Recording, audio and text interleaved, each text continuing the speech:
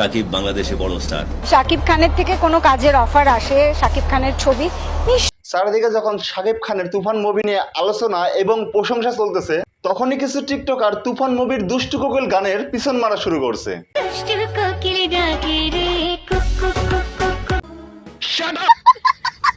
শুধু টিকটকার না, আমাদের হিরো আলম ভাইও দুষ্টু কোকিল গানটি গেয়েছে। দুষ্ট কোকিল ডাকে রে, আমি ছাগল হয়ে যাব।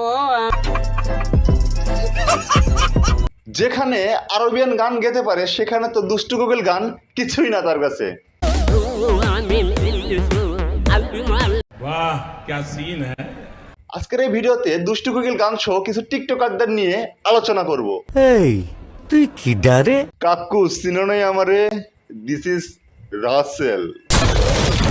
দুষ্ট কোকিল ডাকে রে, বাহ, কে সিনে আলম ভাই তো দুষ্টু কোকিল গানটির একদম ফাটিয়ে দিয়েছে। আমি ছাগল হয়ে যাব। Just like super hit. বাগুন মাঙ্গে আরবিয়ান গানটিও এত সুন্দর ছিল না। দুষ্টু কোকিল গানটা যা হয়েছে একদম অসাধারণ। মনে বাসি বাজে রে, যেখানে সাকিব ভাইয়ের লুক নিয়ে আলোচনা চলতেছে, সেখানে হিরো আলম ভাইয়ের লুকটা দেখেছেন অনেক সুন্দর আর কিউট।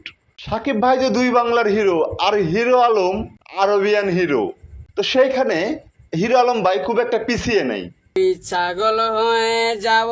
যিনি এত পরিমাণ সমালোচনায় থাকে, ডিগবাজি জাহেদ খানকেও পিছনে রাখে।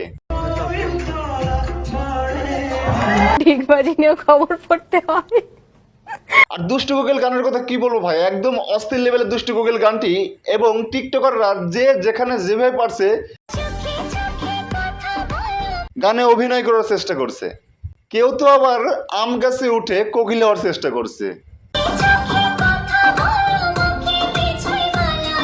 আমি কাউকে খারাপ বলতেছি না, সবাই যার যার মতো ভিডিও বানান। আমি তুফান 2 মুভি নিয়ে খুব এক্সাইটেড। তুফান 2 মুভি যেন খুব তাড়াতাড়ি মুক্তি পায়, এই কামনাই করি। ভিডিও ভালো লাগলে অবশ্যই চ্যানেলটি সাবস্ক্রাইব করে, ভিডিওতে লাইক করে একটি শেয়ার করে দিন। ধন্যবাদ।